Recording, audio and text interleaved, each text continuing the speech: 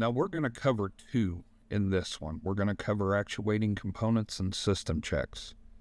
Actuating components is just testing. So for this, it's the fuel fire priming pump and the intake air heater and the fan activation.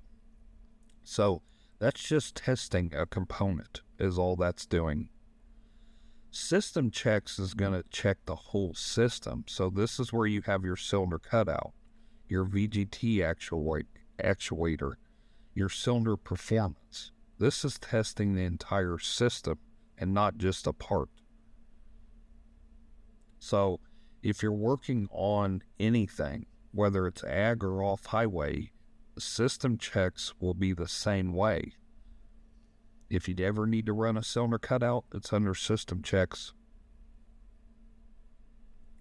Once you're finished, the arrow will back you out.